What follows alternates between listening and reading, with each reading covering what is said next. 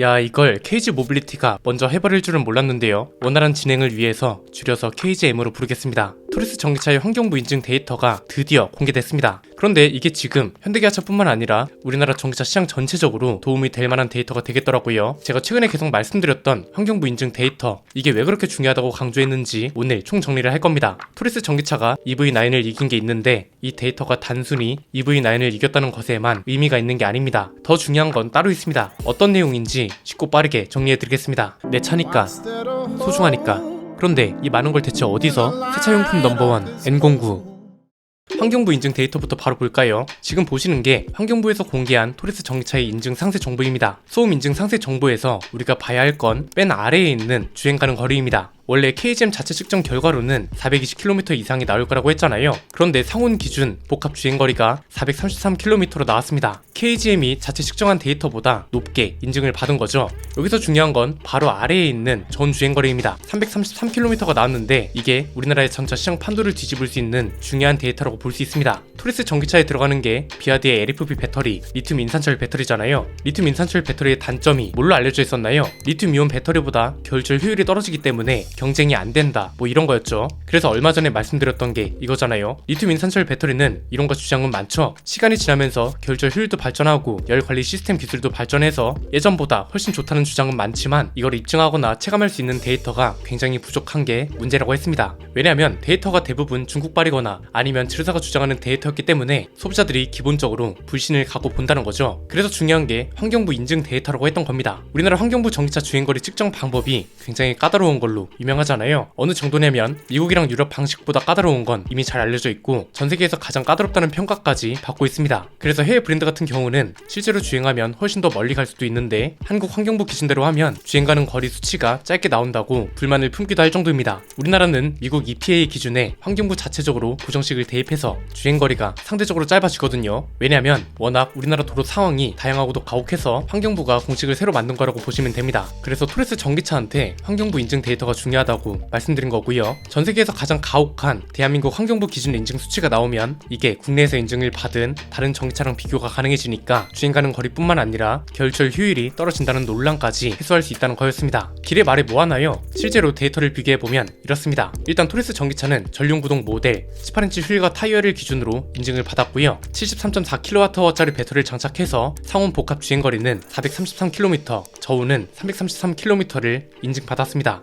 여기서 중요한 건 상온 복합 주행거리 대비 저온 복합 주행거리 수치가 어느 정도 유지되는지를 봐야 하는데 100분율로 따지면 23.1%가 빠진 76.9%가 나옵니다. 이게 어느 정도인지 좋은 건지 나쁜 건지는 다른 전기차랑 비교해보면 되겠죠. 우선 가장 최근에 출시된 EV9을 보면 이륜구동 19인치 모델 기준으로 상온 복합 주행거리는 508km, 저온 복합 주행거리는 368km를 인증받았습니다. 저온 주행거리가 상온 주행거리 대비 72.4%로 토리스 전기차보다 4.5% 정도 낮은 거죠. 니로 전기차도 보면 상온 주행거리가 404km, 저온 303km, 상온 주행거리 대비 저온 주행거리는 75%입니다. 얘도 토리스 전기차보다 낮습니다. 이외에 아이오닉6 롱레인지 이륜구동 모델은 상온 주행거리가 544km, 저온 주행거리가 428km로 78.6%가 유지되는 걸로 나타났습니다. 가장 높은 건 EV6 롱레인지 이륜구동 모델이었는데요. 상온 주행거리가 483km, 저온 주행거리가 446km로 92%가 유지되는 걸로 나타났습니다. 저온 주행거리 유지 비율이 높은 순으로 나열하면 EV6, 아이오닉5, 아이오닉6, 토리스 EVX, 니로, EV9 이런 순서인 거죠. 자, 여기서 우리가 중요하게 봐야 할 건 뭔가요? 간단합니다. 크게 세 가지인데요. 첫 번째는 결국 최근에 계속 강조하면서 말씀드렸던 리튬 인산철 배터리에 대한 불신을 토리스 전기차가 가장 먼저 깨버렸다는 겁니다. 이게 우리나라 전기차 시장에 굉장히 중요한 데이터가 될 겁니다. 이건 일부러 거창하게 말하는 게 아니라요. 앞에서 EV9보다 결절 주행거리 유지 수치가 좋다, 단순히 이것만 볼 게 아니라고 말씀드리는 이유도 여기에 있는 겁니다. 왜냐면 현대기아차도 앞으로 LFP 배터리에 들어가는 전기차를 출시하거나 LFP 배터리 비중을 늘려갈 겁니다. 그래서 KGM의 데이터가 굉장히 중요하다는 거죠. 토리스 전기차 배터리에 대한 우려는 뭐였나요? 비아디 배터리라는 점, 그리고 LFP 배터리라는 점이 가장 컸죠. LFP 배터리는 특히 겨울철에 리튬 이온 배터리보다 효율이 떨어진다는 여론이 지배적이었잖아요. 그래서 결국 전 세계에서 가장 까다로운 환경부 인증 주행거리를 통해서 리튬 이온 배터리랑 별 차이가 없다는 걸 증명한 거죠. 심지어 일부 리튬이온 배터리 장착 차종들 모델들보다 겨울철 효율이 더 좋은 경우도 있다는 걸 알 수 있었고요. EV9이 배터리 용량도 가장 크고 가장 최근에 출시된 차인데 토리스 전기차에 들어가는 LFP 배터리가 겨울철 효율이 더 좋다, 이게 시사하는 바는 명확합니다. 기존에는 이론과 주장이 불가했던 LFP 배터리의 저온 효율 기술 발전에 대한 것들이 어느 정도 입증이 됐다는 거고요. 다른 제조사들 입장에서도 여론적으로 불신이 깊었던 것 중 하나를 KGM이 가장 먼저 해소해준 게 되는 거니까 부담 없이 LFP 배터리를 채용할 수 있게 됐다는 거죠. 두 가지로 보면 될 것 같습니다. KGM은 가성비 전략을 계속해서 강조할 수 있게 된 겁니다. 예컨대 LFP 배터리를 활용하기 가장 좋은 게 마케팅 쪽이라고 보는데, 토리스 전기차가 지금도 가격을 굉장히 많이 강조하잖아요. 지난번 영상에서 말씀드렸던 것처럼 거의 모든 옵션 사양이 하위 트림인 E5에 기본 적용되어 있습니다. 그래서 평균 보조금을 더하면 3천만원대에 살 수 있다는 게 굉장히 많이 부각되고 있는데, 앞으로도 이 가성비 전략을 계속해서 활용할 수 있고 활용해야 한다는 거죠. LFP 배터리를 채용함으로써 소비자들이 가장 기대한 부분 중 하나가 가격 경쟁력이잖아요. 그러니까 앞으로 이 가격 경쟁력을 토리스 전기차뿐만 아니라 토리스 픽업 트럭하고 KR10도 활용한다면 가성비 전기차 전략을 KGM이 완벽하게 잡아갈 수 있다는 겁니다. 그리고 이건 현대차 그룹한테도 좋은 겁니다. 마침 지금 현대기아차 가격이 비싸지고 있다는 여론이 많잖아요. 그런데 KGM이 LFP 배터리를 넣은 차로 환경부 인증 데이터를 받음으로써 LFP 배터리 논란 중 가장 컸던 걸 해소시켜줬습니다. 그러면 이건 현대기아차 입장에서도 논란이 어느 정도 해소된 거니까 LFP 배터리 비중을 부담 없이 늘리면서 자연스럽게 전기차 평균 가격 하락 전략에 뛰어들 수 있다는 거죠. 이건 이제 선택이 아니라 필수가 됐습니다. 이미 테슬라가 저가 전기차 전쟁에 뛰어들었다는 건 현대차 그룹도 따라갈 수밖에 없는 전략이란 거고, LFP 배터리 논란 해소를 잘 활용한다면 긍정적인 여론을 가져갈 수 있을 거라고 봅니다. 이미 통계 자료가 말해주잖아요. LFP 배터리 사용 비중은 계속해서 늘어나고 있습니다. 첫 번째 이유는 중국 브랜드가 늘어나면서, 두 번째 이유는 저가형 전기차 내지는 소형 전기차가 늘어나면서 LFP 배터리의 사용 비중이 늘어나고 있다는 거죠. 두 번째는 토리스 전기차만 놓고 봤을 때 또 한 번 대박을 노려볼 수 있다는 겁니다. 배터리 관련해서 가장 큰 게 해결됐고, 무엇보다 KGM 입장에선 토리스 신화를 이어갈 수 있다는 표현이 가장 잘 어울릴 것 같습니다. 왜냐면 배터리 관련된 것뿐만 아니라 토리스 내연기관차가 가지고 있던 불편함이나 요구사항도 토리스 전기차가 출시되면서 대부분이 해소될 예정이거든요. 가장 대표적인 게 애플 카플레이랑 안드로이드 오토라고 보는데, 이게 토리스 전기차가 출시될 때쯤 업데이트가 될 거라고 말씀드렸잖아요. 지금 KGM 내부적으로도 거의 마무리 단계에 들어간 걸로 보입니다. 미러링 기능이 지금까지 지원되지 못했던 이유가 뭐라고 말씀드렸나요? 안드로이드 오토는 무난하게 지원이 가능한데 애플 카플레이의 라이선스 문제가 원인이라고 했죠. 토리스 전기차가 출시될 때쯤 내연기관 모델들도 업데이트를 통해서 애플 카플레이랑 안드로이드 오토 기능을 추가할 거라고 합니다. 토리스 전기차 출시가 9월이니까 얼마 안 남은 거죠. 이렇게 되면 KGM 입장에선 대대적인 반등을 노려볼 수 있다는 겁니다. 베소스 인하이텍이 종료되면서 중상위권에 있던 차들이 판매량이 주춤한 상태입니다. 소나타 같은 차들을 보면 페이스리프트가 됐는데도 판매량이 주춤하잖아요. 토리스도 판매량이 크게 꺾였는데, 이번에 토리스 전기차를 통한 신차 효과 그리고 미러링 기능 지원으로 내연기관차도 이슈를 끌어오면 소비자들의 관심과 접근도 자연스럽게 늘어나니까 다시 한번 반등 기회를 잡아야 한다는 거죠. 세 번째는 이제는 우려스러운 게 두 가지 정도로 축소됐다는 겁니다.